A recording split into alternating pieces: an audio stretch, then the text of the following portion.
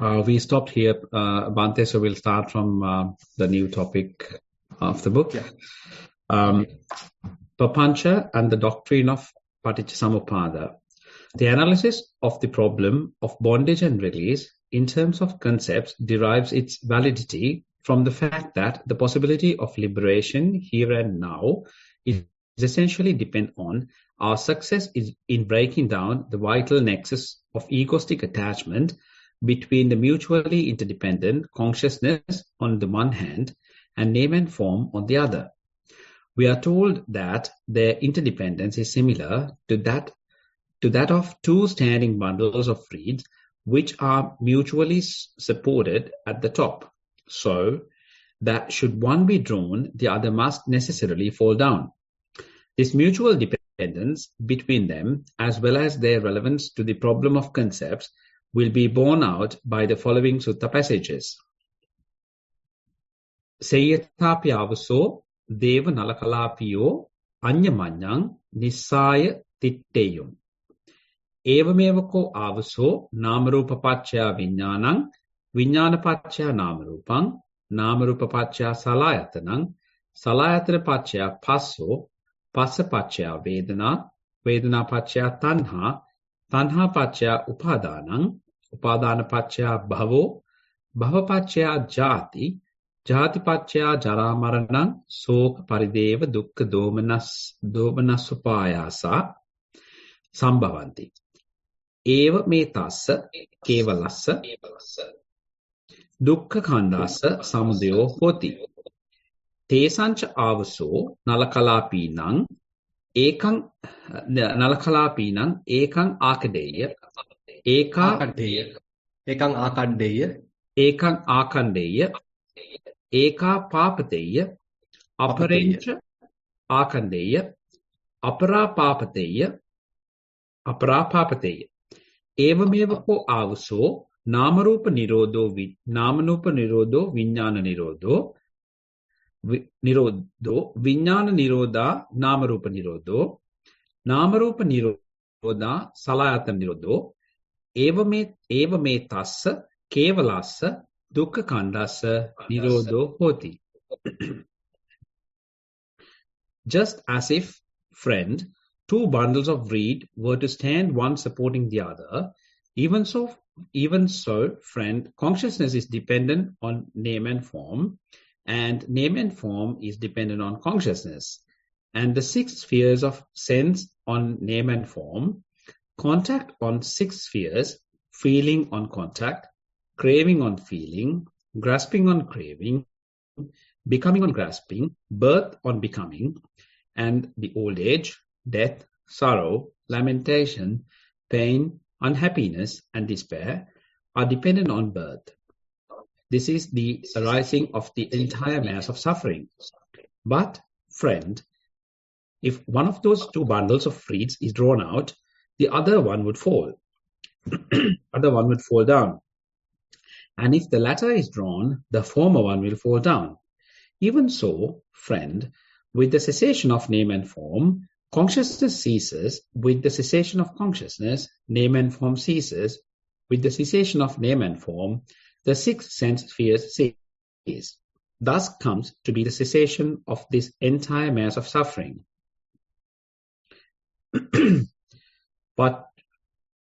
Pachudavatati ko idam viññānaṁ nāmarupamaha nāparang gacchati. Ettavata jayetava jiyetava miyetava chavetava uppajjetava yadidang namarupa pacchaya viññānaṁ viññāna pacchaya namarupam namarupa pacchaya salayatanam eva me tassa kevalassa dukkha khandassa samudayo hoti. This consciousness turns back from name and form, and it does not go beyond. Insofar can one be born or grow old, or die, or pass away, or reappear, insofar as this is, to wit, consciousness is dependent on name and form, and name and form on consciousness. The six sense spheres on name and form thus comes to be the arising of this entire mass of suffering.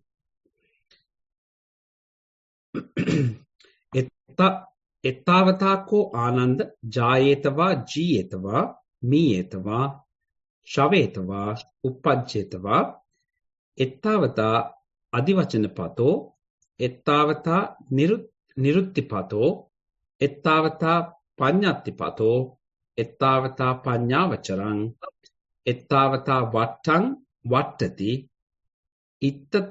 ittatang panyapanaya yadidang namarupang saha vinyane. Vinyanena. Insofar only, Ananda, can one be born, or grow old, or die, pass away, or reappear. Insofar only is there any pathway for verbal expression. Is there so far only is there any pathway for terminology? Insofar only is there any pathway for designations? Insofar only is there any sphere of knowledge? Insofar only is around the samsara life kept going for there to be any destination, any designation of conditions of this existence. The interdependence between Vijnana and Namarupa in the case of wordlings is such that the one turns back from the other.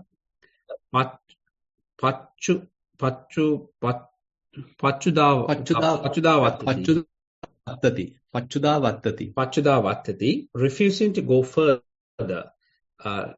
Naparam gacchati. This is the vortex proper of all samsaric currents. Ettavata vattam vattati, which sooner or later engulfed all pre-Buddhist attempts at crossing the fourfold flood. Hence, a permanent solution had to be effected at this very vortex, and an approach to the seething mass was rendered possible by the fact that all pathways of concept and designations converged on it, providing sufficient scope for wisdom to work its way through. Ettavata panyavacharam. Perfect wisdom, however, could not be assured until all tendrils of sankhara, feeding on ignorance, avijja, have been torn asunder.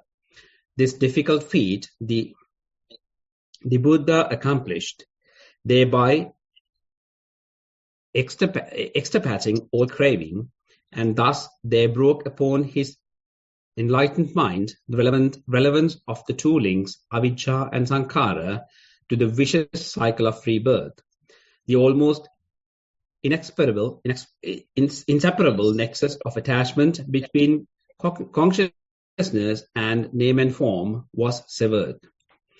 And the sage found refuge in the Anidassana Vijnana, wherefrom all currents turn back, and wherein the vortex holds no sway. Yeah, so we'll spend a few minutes here. So basically, we already have learned about the Parissamuppada some time back. So we know that the important principle here is the dependent arising. So as a result of this arise, when this is present, this also can be present. With the arising of this present, this comes to be. And when this is absent, not available, then this also can't be available. And with the passing away of this, or the cessation of this also ceases. So this is the basic principle that the dependent arising or dependent origination is talking to us. So a kind of a condition is totally dependent on a previous condition. I mean, even though we talk it as a previous, actually we can't say it is exactly a kind of a chronological order that we are talking here. Rather, there is a kind of reasoning, kind of a cause for the arising of another result, we can say. So, in the traditional formula. So we learn avijja pacca sankhara, sankhara pacca vijnanam, vijnana pacca nama rupa, nama rupa pacca salayatanam, salayatana pacca passo, passa pacca vedana, vedana pacca tanha, tanha pacca upadanam, upadana pacca bhava, bhava pacca jati, jati pacca jaramaranam, soka parideva, dukkha domanasu payasa sambhavanti. So basically the arising side is basically explained starting with the avijja, the ignorance. So the ignorance causes for the formations to happen. Formation causes the vijnana, the consciousness to happen. Consciousness causes the name and form to happen. Name and form causes the six sense bases to happen. So likewise, the continuity is going on. But here there's the important point highlighted by Katakunda Thero is the interdependence between consciousness and name and form, vijnana and nama rupa. So one interesting suttas that he has pointed out, one is the Nalakalapa Sutta, where Venerable Sariputta is giving a very beautiful simile. If you can show that, Saman, that Nalakalapa Sutta, the very first one, what you have read.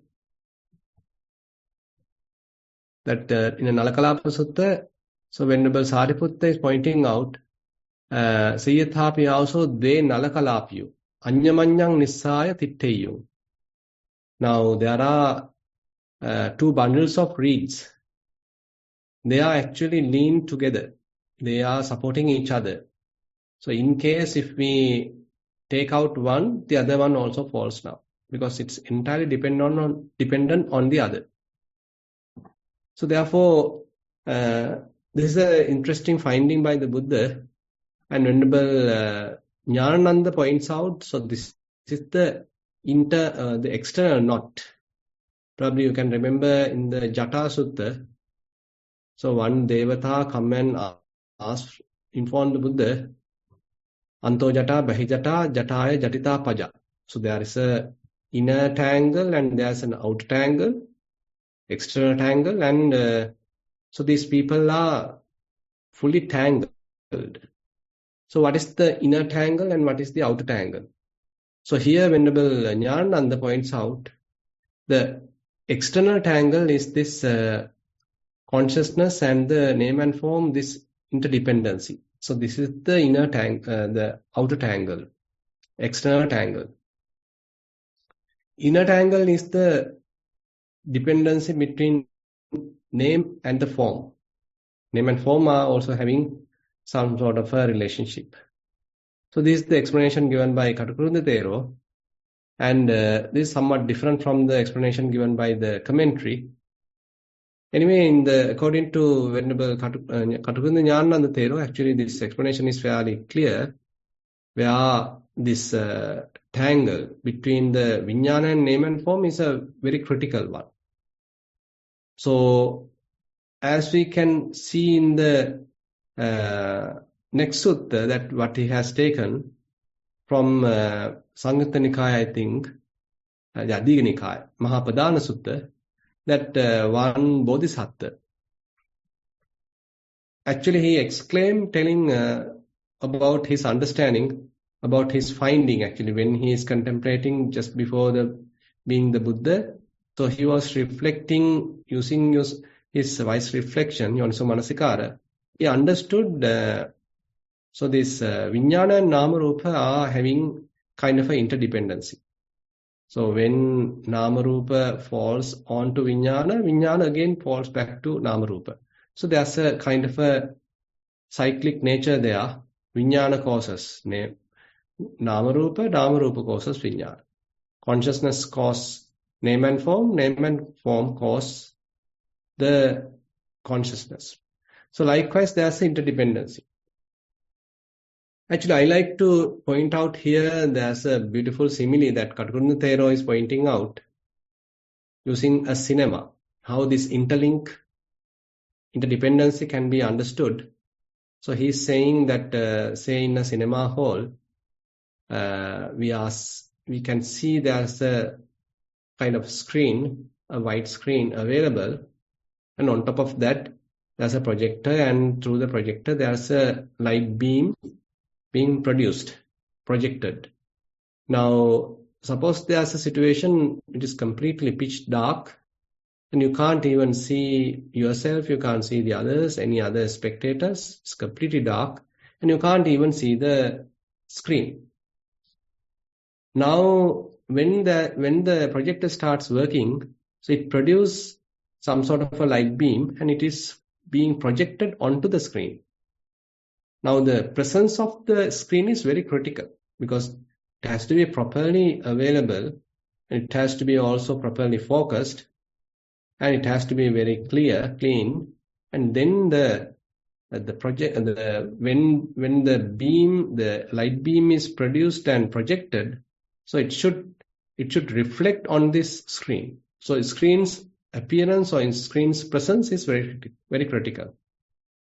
So if there is no screen, then this whole light beam will go endlessly without establishing anywhere. But when the screen is there, so it will establish on the screen, reflect on the screen. So a screen is a must, therefore.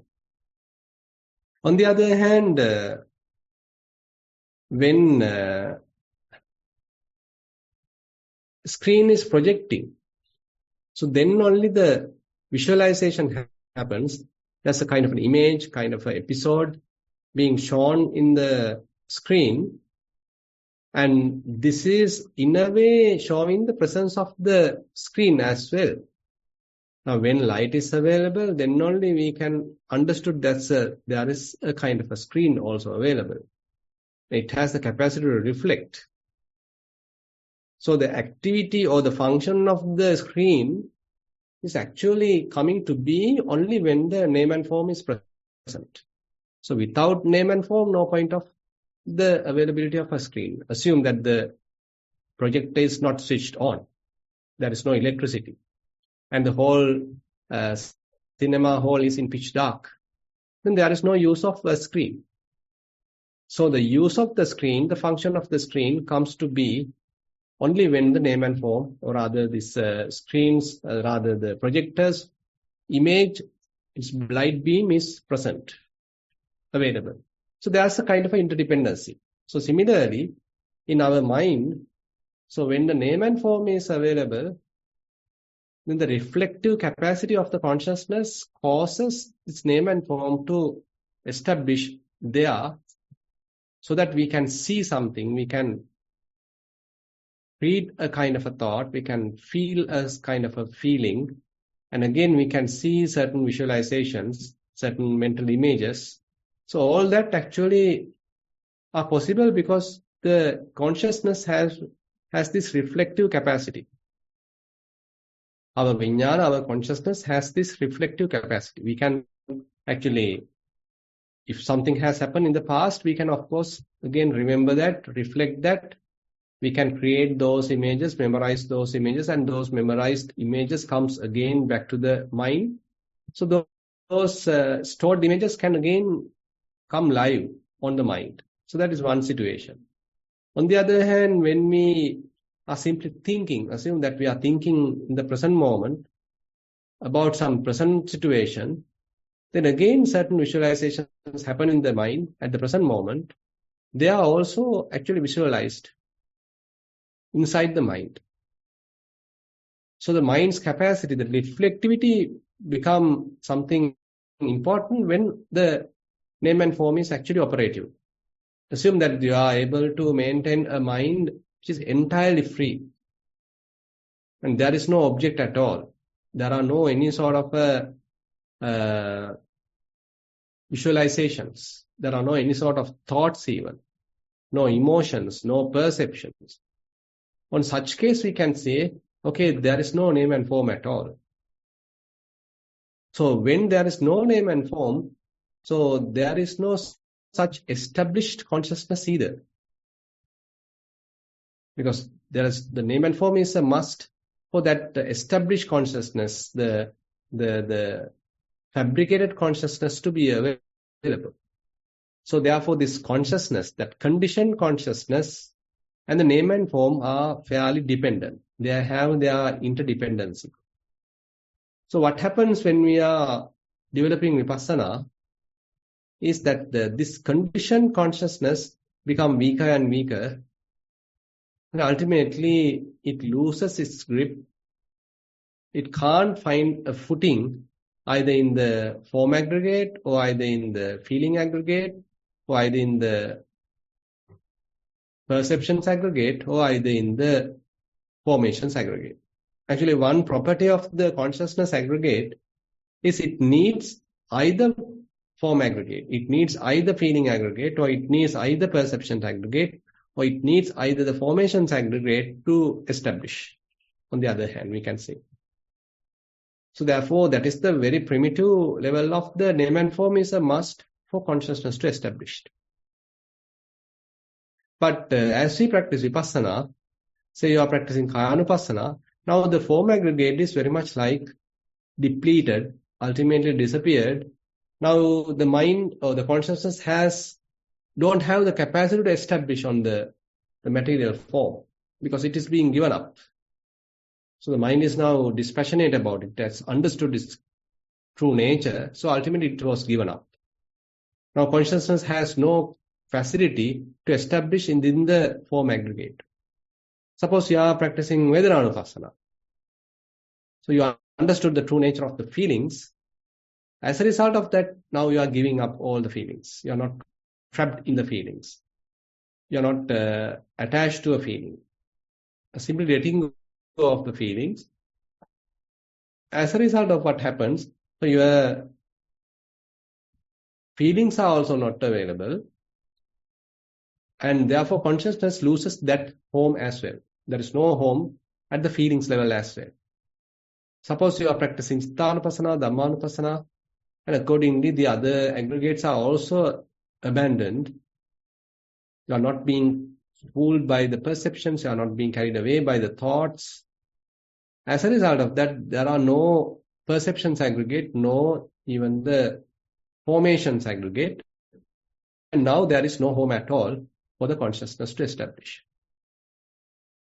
Sometimes it is explained in the Haliddekani Sutta, where Buddha mentioned Viññānaṁ okasari viññānaṁ. That means a kind of a consciousness which is associating certain kind of a lodging, certain kind of a habitat. But right now there is no such lodging, there is no such habitat. So the consciousness become homeless. So that homeless consciousness is what we call as the anidassana viññāna or appatiṭṭhita viññāna. What is the translation given as unestablished consciousness or unmanifested consciousness, where there is no name and form available to establish. And this is a very kind of a very important finding, or rather we can say, rather than saying finding, this is a very important highlight made by Katakurunde Thero. Even though this information, this teaching was available in the Dhamma, it was not very much highlighted. But Katakurunde Ñāṇananda Thero actually has given a fair emphasis on this teaching. It is available, as we can see, in the Nalakalapa Sutta, and again in the Mahapadana Sutta, and again, I think if you go a little bit down, Saman, I feel it is available in another Sutta, Mahanidana Sutta. So these are very important suttas where this interdependency is highlighted. And the Mahanidana Sutta further Buddha points out, in so far only Ananda can one be born, or grow old, or die, pass away, or reappear. In so far only is there any pathway for verbal expression. In so far only is there any pathways for terminology.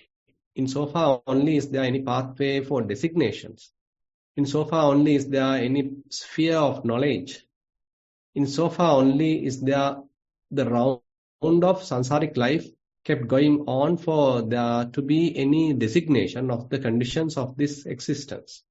Now, basically, name and form is something critical for us to express something. Suppose that your mind is showing something to you. Suppose that you are quite hungry and now certain mental images are appearing in front of you about your dinner or about your lunch because you are pretty hungry. You remember about the food available, or you remember about the meal that your wife or whoever is now prepared. So certain mental images are appearing in the mind. Now the appetite may be growing, you may start desiring it, and you want to maybe follow that desire.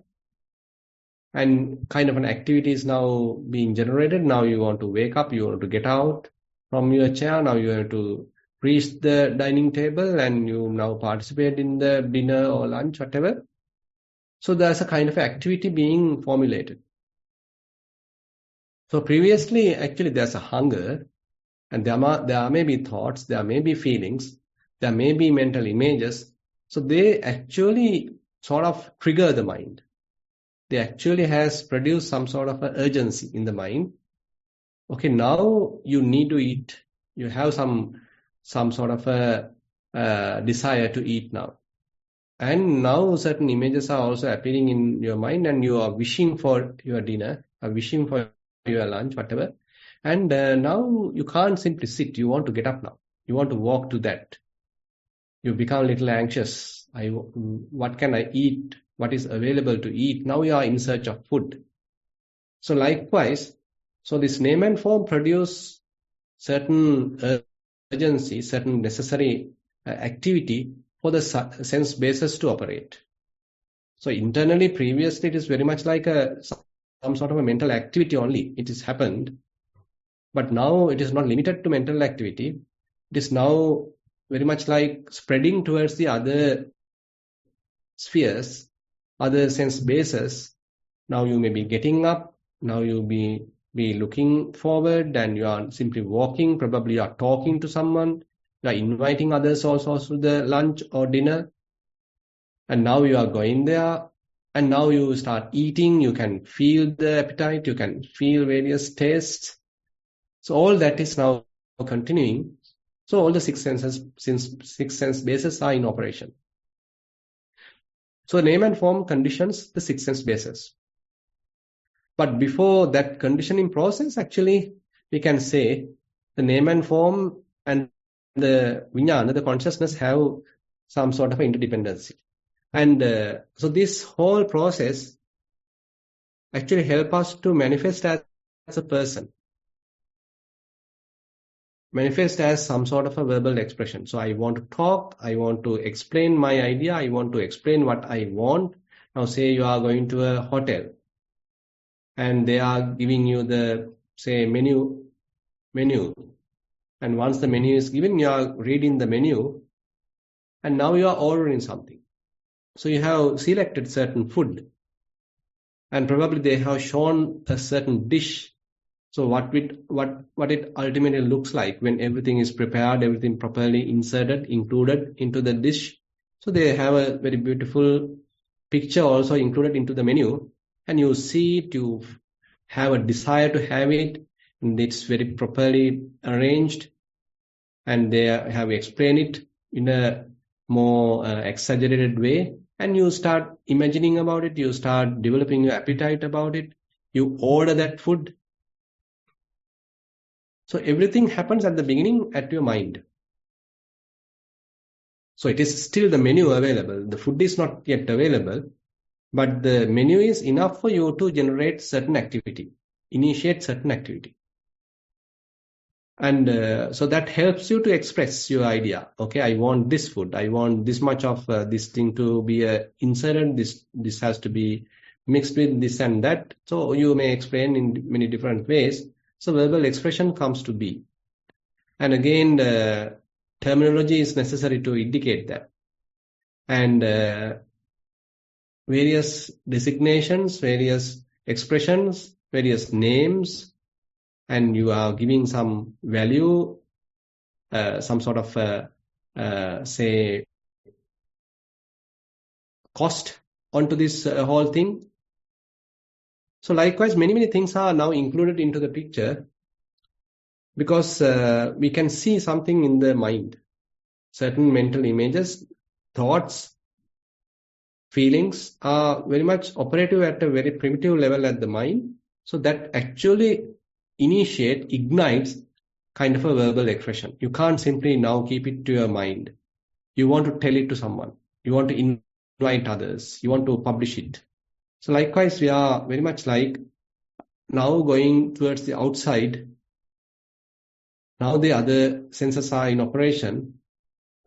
Now, therefore, in this Mahanidana Sutta, so fair amount of explanation given how this consciousness and name and form, that link, promotes the other kind of activities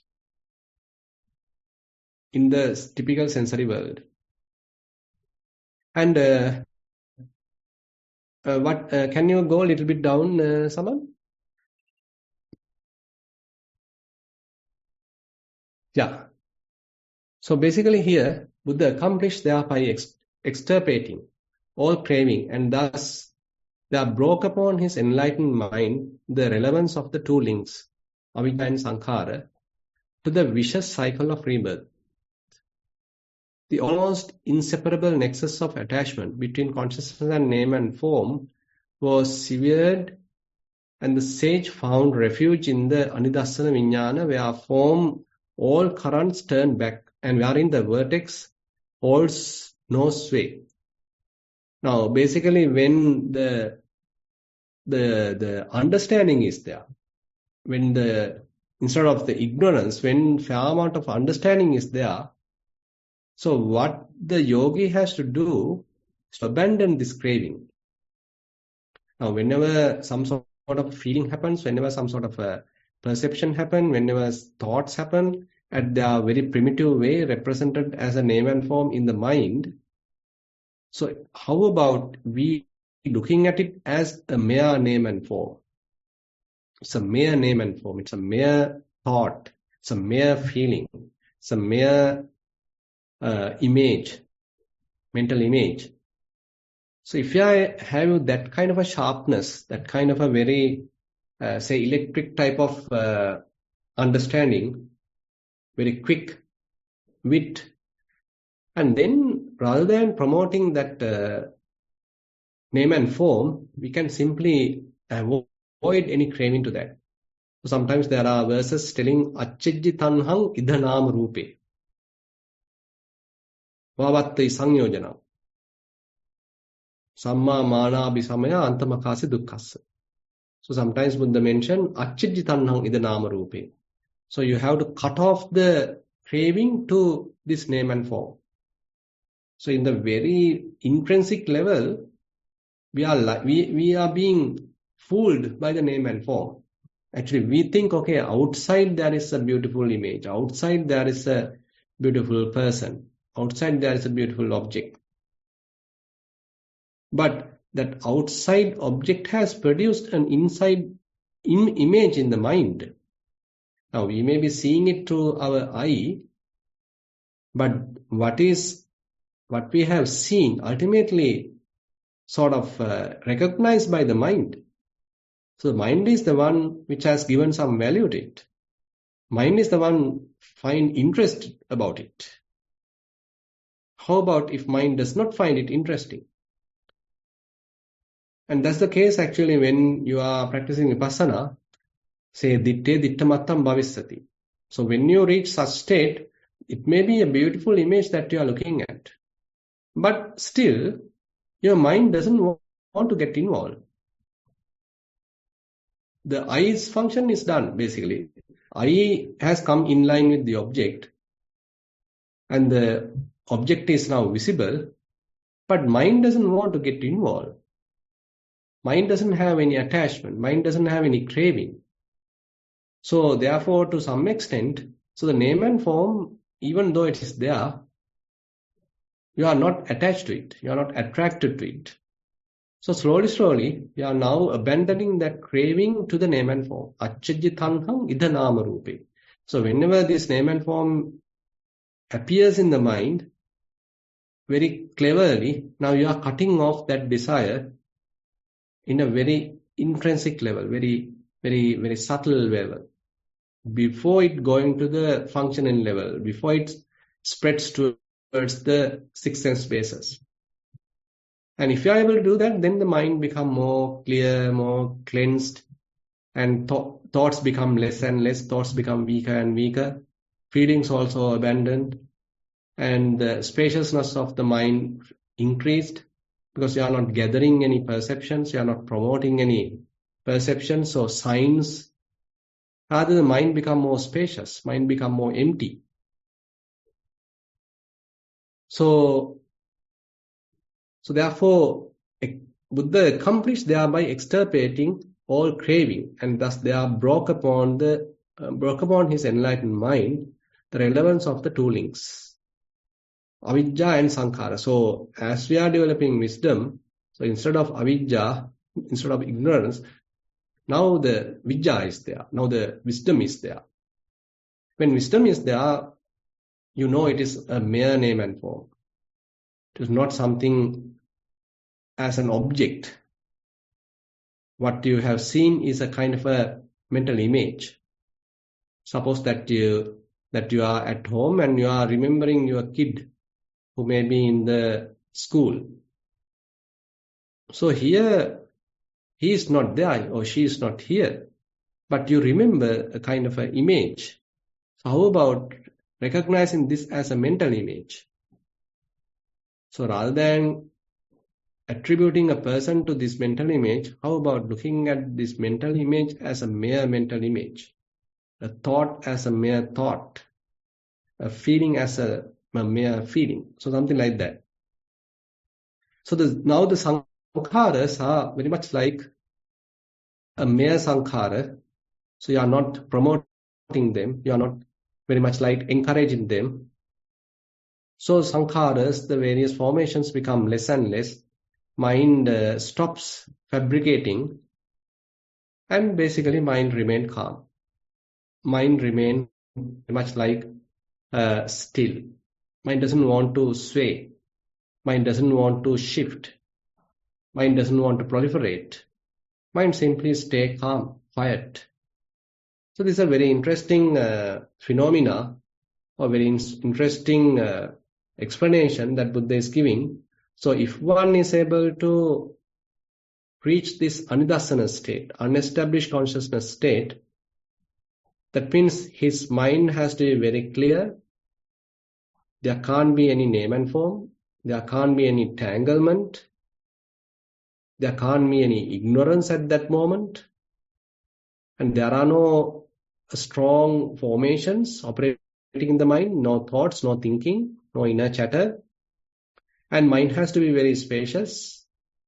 And since there is no object, the mind has come to the stillness. So you can see, when Katakruta Thero is pointing out everything from different angles, ultimately, very much like we can understand what's really happening inside the mind as we are continuing the Vipassana. When we reach the Anidassana state or unestablished state or Anupadana state, unattached state, non-grasping state. So what is the situation actually has happened in the mind become very, very clear. Okay, with that note, I'd like to conclude today's explanation onto this concept and reality teaching. Now I'd like to open the session for questions. Asana Sir, we have 4 questions today. Question number 1 of 4. This is a general question. Dear Bhante, when we get some understanding of the impermanence of the observations we comprehend in mindfulness practice, does that actually show the impermanence of the mind or the outside world that we touch from the senses with metta? That's the end of the question. Can you repeat the question, Chamila? Yes. Dear Bhante, when we get some understanding of the impermanence of the observations we comprehend in mindfulness practice, does that actually show the impermanence of the mind or the outside world that we touch from the senses? With metta, that's the end of the question. Very interesting question in a way. Now, say for example, you are keeping your attention on the feeling. And now this feeling at first appear like available, assume it's a painful feeling. Appear like it's permanent and it's available for a long time. Now suffering from a pain. So that is the kind of perception that you have. Okay, there is a ache, there is a pain, it's troubling me, and that is staying there for a long time. So this is the kind of a perception we have. But further we develop mindfulness, further we develop clear comprehension. So that this pain become more and more visible to us, apparent to us. It's not a single pain. Maybe it's contributing. It's being made by many little pains. Minute pains are there. Now these little pains are coming and going, arising and passing away. You get a much better picture, more realistic picture about the situation.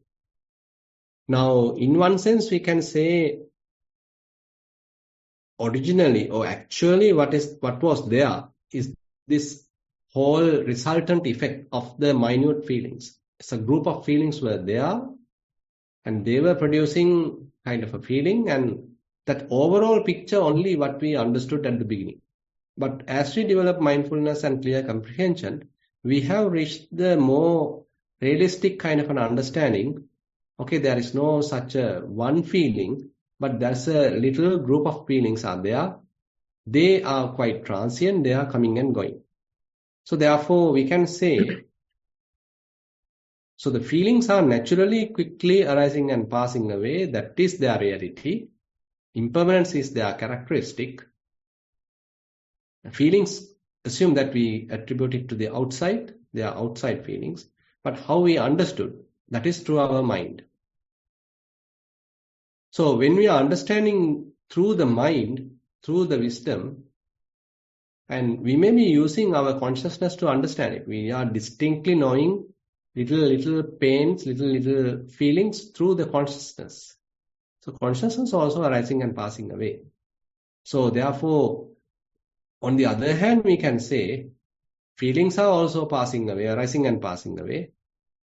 The knowledge, what we are acquiring by knowing, by observing these feelings, are also quickly arising and passing away. So sometimes, therefore, there's a term called Patavipassana. The statement is Jnatancha Jnanancha Ubhobi Passati. So you can understand there's the object that is also being subject to arising and passing away. It is also impermanent. And the understanding, the wisdom which is knowing the object, that is also quickly arising and passing away. So that is that to the consciousness side or the wisdom side, that is also arising and passing away. So I can say, so external objects are also impermanent. The knowing mind is also impermanent. Question number 2 of 4. This is a general question. Dear Bhante, much merits if you can help to explain the connection between the right view, Sammaditthi, and self-view, Sakkaya Ditthi. It seems that they are not independent, where one needs to understand and realize each separately. If I paraphrase the question, how much Sakkaya Ditthi is eradicated with Sammaditthi? And is understanding one enough for both? With metta, that's the end of the question. Yeah, we can say, as we know that the Sammaditthi, it's a kind of a broader term. So, first of all, let me explain its two types. There's a more mundane type of Sammaditthi, where you are recognizing the operation of the karma. So you are operating with some avidya, ignorance. You are operating with intentionally as a person. So you generate karma. And if you do something good, you may get the good results. If you do something bad, you may get the bad results. Simple as that. So you are very much like recognizing this operation of the karma. And so this is one type of Sammaditthi. And the second type of Sammaditthi is the one more broader and more important as the practitioners, where Buddha mentioned, okay, that is taking us to a supramundane level. And it is very broader. It is not a single type of Sammaditthi. So there Buddha explained it, saying it is Panya, Panjindriyam, Panya Balang, Dhammaviche Sambojjhangam, Samadhitti Maggangam. So whenever we do practice Vipassana, so it may be simply we are recognizing, say, element characteristics. Suppose you are practicing Kayanapasana, elements meditation, and you simply recognize the elements characteristics. Now you are not looking at the body as something, my body, it is beautiful body, it is an attractive body, it is my body. That is not the perception that you have.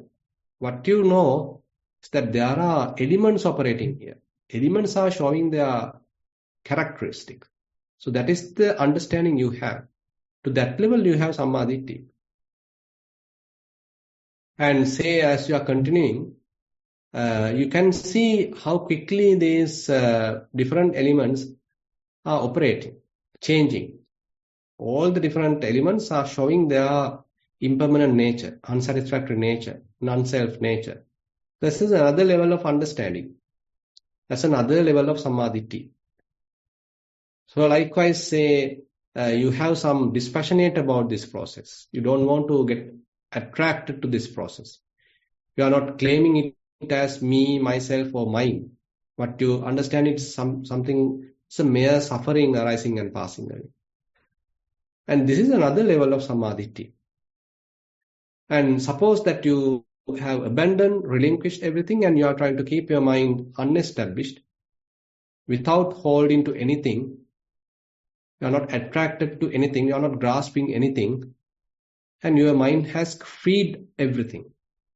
This is another fairly good level of Samadhi, where Samadhi always pointing you, okay, just abandon things, not worthy of attaching to things, not worthy of attracted to things, grasping things.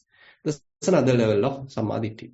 So therefore, the moment that you thoroughly understood, okay, when body is not a single thing, it is consisting of various body parts, it's operating through various elements, it is not a single unit.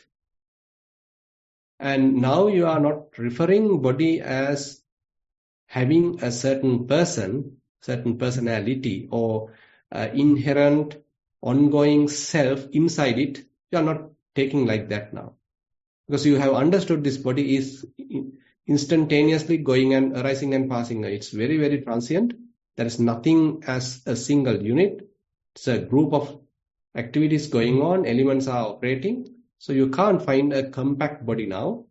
And again, there is no something eternal soul-like thing, permanent thing available in the body either.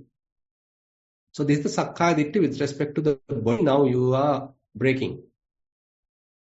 So similarly to the feeling, similar to the perception, similar to the formations and the consciousness, so each and every aggregate, you are breaking its compactness, and again the wrong understanding, thinking that there is a person there, there is a self there. So that wrong understanding is abandoned. So we can say now you have abandoned the Sakkaya Ditthi, and to that level you have the Samadhi. But still there may be a little remaining kind of a misunderstanding. Still there may be a sense of I, as explained in the Kemaka Sutta. Still there may be a sense of I. So your Samadhi has to further grow in order to abandon even that subtle misunderstanding. Then you may have the full-fledged kind of a Samadhi, a supreme type of a Samadhi. So therefore I would like to say Sakkaya Ditthi, the abandoning of Sakkaya Ditthi is one level of Samadhi. And that Samadhi has to be further and further developed. Then only you can abandon all the other fetters and your mind become very much like, say, we can say, free from any ignorance. Your mind has attained the Arahantship. So there is no ignorance at all. So that's why when Arahant is mentioned, so he simply used the term Anya. Anya simply means the knowledgeable person, a knowing one. He understood the whole thing as it is. He has a thorough understanding of the reality. He's the knowledgeable person. Question number 3 of 5. This is mindful sitting. Dear Venerable Sir, during sitting, I observe the breath until it fades away, and I can maintain mindfulness afterwards as well. During this process, sometimes I get distracted to thoughts, but I can see the fading away of the breath happens irrespective if I pay full attention or not. Seems like the breath knows how to settle without any involvement from me or my mind or anything like that, if exists. If the breath knows how to meditate and thoughts know how to come and go, what am I, Venerable Sir? Much merits for your explanation. With metta, that's the end of the question. Very interesting question. So thoughts are there, but there is no thinker. Breath is there, but there is no person who is breathing. And feelings are there is no person who is feeling. And perceptions, signs are there, but there is no person who is feeling or perceiving. So likewise, this teaching is very beautiful. I mean, you can't sometimes find a logical answer, but this is what I can simply say: thoughts without a thinker. So that's why I sometimes often refer to this beautiful book by Mark Epstein. You can see how even the Western psychotherapists are now taking the Buddhist teachings to their books. There are thoughts, but there is no thinker. So similarly, the breath is happening, the body is breathing, but there is no person who is breathing. It's basically the non-self teaching is what we have to understand. So if once we have understood that non-self teaching, we may have the solution. Question number 4 of 5 is mindful walking.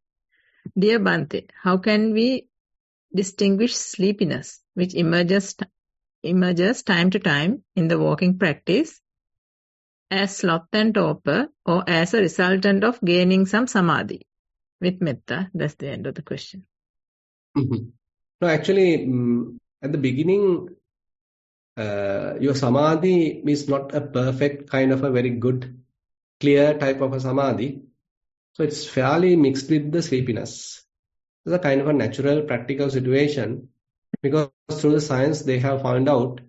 So the typical mind has different levels. So this is their explanation, Western explanation. So the one level is the typical active level. So we are thinking, you are talking, you are reading, and this is a kind of an active level of the mind. And next is the sleeping level of the mind. It's a kind of an inactive level. You are sleeping. So the mind is now at a sleeping mood or sleeping mode. Now the samadhi is very much like in between. It is neither totally obsessive kind of activities there. It is not having such level, and it is also not sleeping. But unfortunately, when we start meditating, so we can't immediately come to this very beautiful middle balance. What happens is we experience some sort of a samadhi, but it is somewhat mixed with the sleepiness. You feel a little bit of sloth and torpor. You are not fully awake. But as you continue, as a result of your experience, you may reach this fully awake, but still the mind is kind of attain some sort of a samadhi. Fully awake, you are fully aware of what's going on, but there is no restlessness in the mind. There is no any shifting in the mind. You feel very calm, very peaceful, and sometimes at the beginning you may feel some sort of rapture, some happiness. Those are there, and fully awake. So therefore, don't worry about these things, and as we continue, you may be able to have a samadhi free from sloth and torpor, and you are in a very sharp attention. Question number 5 of 5. This is based on the Dhamma sermon. Dear Bhante, in the simile of the two bamboos leaning on each other, one being consciousness and the other nama rupa, what exactly is the nama rupa, as it seems there are two consciousness leaning on each other? If nama is feelings, perceptions, sankhara and vinya. No. Please don't misunderstand there. Actually, in the name and form, there is no consciousness. Now, that's a later explanation given at the Visuddhimagga, it is also actually a different way of explanation. Now, you know that the 5 aggregates are there. When 5 aggregates are there, form aggregate is taken as the Rupa. The rest of the aggregates, that is feelings, perceptions, formations, and the consciousness, so those 4 aggregates are Arupa. So therefore, Rupa aggregate and the 4 Arupa aggregates are there. So therefore, they categorize Rupa and these are the Nama. That's a different categorization that they have introduced at the Visuddhimagga level. But when we are talking at the, say, in the dependent origination, in the suttas, name and form is merely Vedana, Sanya, Chetana, Passa, Manasikara. This is well explained in the Sammaditthi Sutta and various other suttas. You can refer Sammaditthi Sutta particularly in the Majjhima Nikaya. So when Sariputta beautifully explains, so what is name and form? Nama Rupa. Nama Rupa is Vedana, Sanya, Chetana, Passa, Manasikara. It doesn't have consciousness. So name and form is very much the very fundamental activity of the mind. Say Vedana, the feelings are there. Sanya, the perception is there. Chetana, a little volition is there. Passa, the contact is there. Manasikara, the attention is there. So these are the very essential chetasikas which are operative in the mind. Consciousness is on the other side. So consciousness and name and form are 2 distinct characteristics and they are dependent on each other as pointed out in the Nalakalapa Sutta. And the beauty of this simile is also very profound. You know that the bamboo reeds, so they don't have any inner core. There is no any hardwood. And it's only have the outer sheath. Internally it is empty. And you can see when we have bundled them, actually there is no such a core here. There is no any some sort of hardwood. And those outer sheath, this very trivial bamboos are now comes together and appear like something strong. So similarly in the consciousness level also, it's a series of consciousness most operating. It's not a single consciousness. A series of consciousness are operating. The name and form also, the series of name and form are operating. So very much like operative as a bundle. And they are dependent on each other. But intrinsically they are empty. There is no self, there is no any essence, nothing substantial. Internally, it is empty. So therefore, Venerable Sariputta's simile is very, very profound. It's giving the very beautiful picture. They are, even though they are operating, they are interdependent, still, internally they are empty. There is no any essence.